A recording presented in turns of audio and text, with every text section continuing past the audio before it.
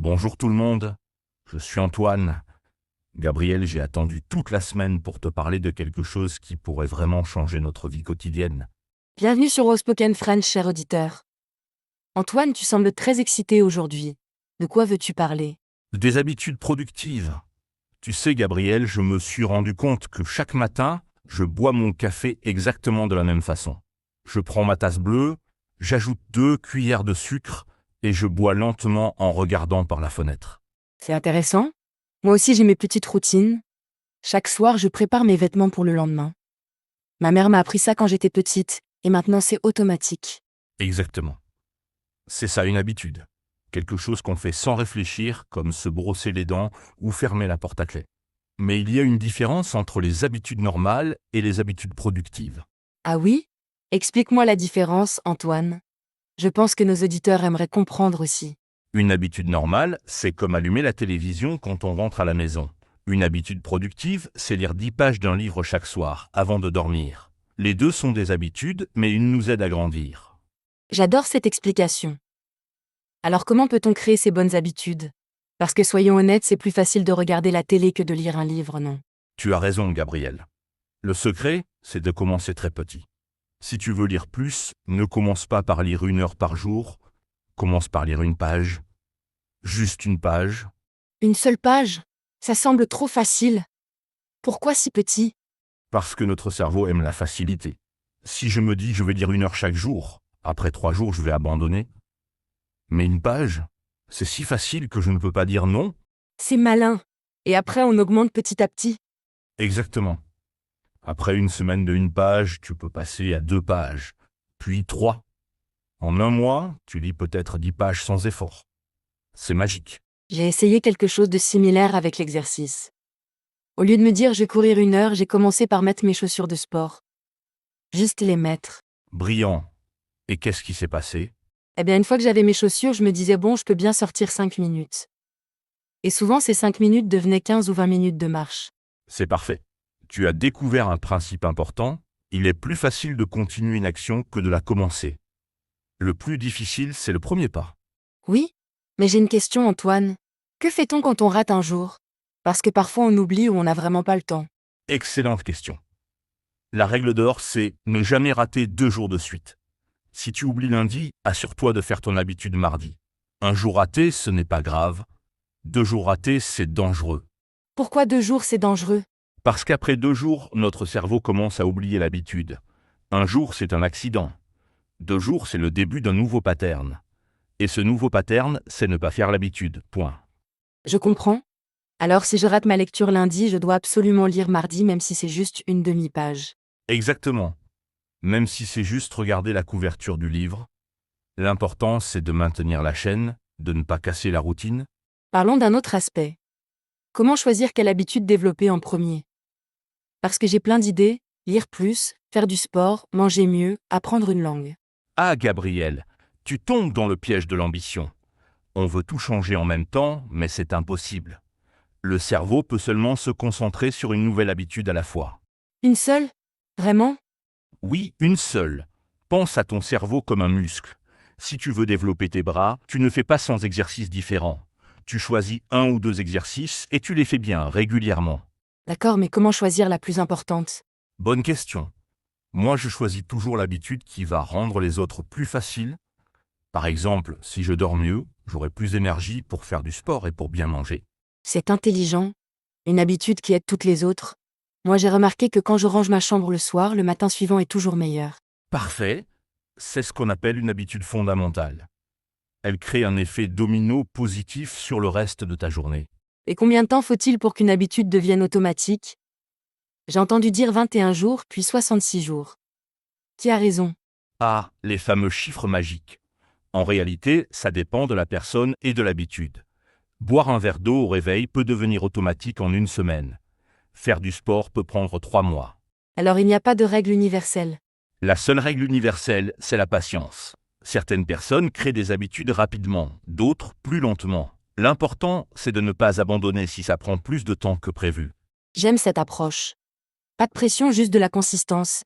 Maintenant parlons des obstacles. Qu'est-ce qui empêche les gens de maintenir leurs bonnes habitudes? Le plus grand obstacle, c'est l'environnement. Si tu veux lire plus, mais que ton livre est dans l'armoire et que ton téléphone est sur ta table de nuit, devine ce que tu vas faire avant de dormir. Le téléphone, parce qu'il est plus accessible. Exactement.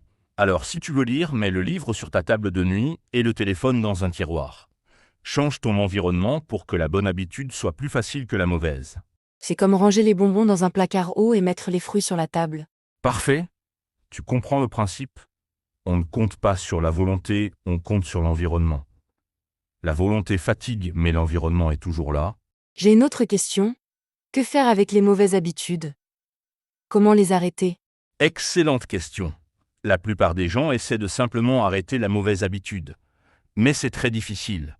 Il vaut mieux la remplacer par une bonne habitude. Remplacer? Comment ça marche? Par exemple, si tu manges des bonbons quand tu es stressé, au lieu de te dire je ne mange plus de bonbons, dis-toi quand je suis stressé je bois un thé. Tu remplaces une action par une autre. Ah? Parce que le stress va toujours déclencher quelque chose. Si ce n'est pas les bonbons, autant que ce soit quelque chose de positif. Exactement. Tu gardes le déclencheur, le stress, mais tu changes la réponse. C'est beaucoup plus facile que d'essayer de ne rien faire du tout. Ça me rappelle quelque chose. Avant, quand je m'ennuyais, j'ouvrais automatiquement les réseaux sociaux. Maintenant, j'essaie d'ouvrir une application pour apprendre des langues. Parfait. Tu as remplacé une habitude passive par une habitude active. L'ennui déclenche toujours quelque chose, mais maintenant, c'est quelque chose d'utile. Parlons de motivation, Antoine. Comment rester motivé quand les résultats ne sont pas immédiats? Ah, la motivation. C'est un piège, Gabriel. La motivation, c'est comme le temps, parfois elle est là, parfois elle n'est pas là. On ne peut pas compter dessus, Alors sur quoi peut-on compter? sur le système. Au lieu de te fixer sur le résultat, perdre 10 kilos, concentre-toi sur le système marcher 15 minutes chaque jour. Le système, tu peux le contrôler. Le résultat, pas toujours. C'est vrai. Si je me concentre sur écrire 5 minutes par jour, c'est plus facile que de penser écrire un livre. Exactement. Et la beauté du système, c'est qu'il donne des résultats, même si ce ne sont pas ceux qu'on attendait. Si tu écris 5 minutes par jour, peut-être que tu n'écriras pas un livre, mais tu écriras mieux. J'aime cette idée. Se concentrer sur le processus, pas sur le résultat. Mais comment célébrer les petites victoires? Parce que c'est important, non? Très important, mais attention aux récompenses. Si tu fais du sport et que tu te récompenses avec un gâteau, tu détruis le bénéfice de l'exercice. Alors comment bien se récompenser? La meilleure récompense, c'est la fierté. Après ta session de lecture, prends une seconde pour te dire « je suis fier de moi » ou tiens un petit journal où tu marques tes succès quotidiens. Un journal des habitudes. J'ai essayé ça. C'est satisfaisant de voir la chaîne de petites victoires grandir jour après jour. Exactement.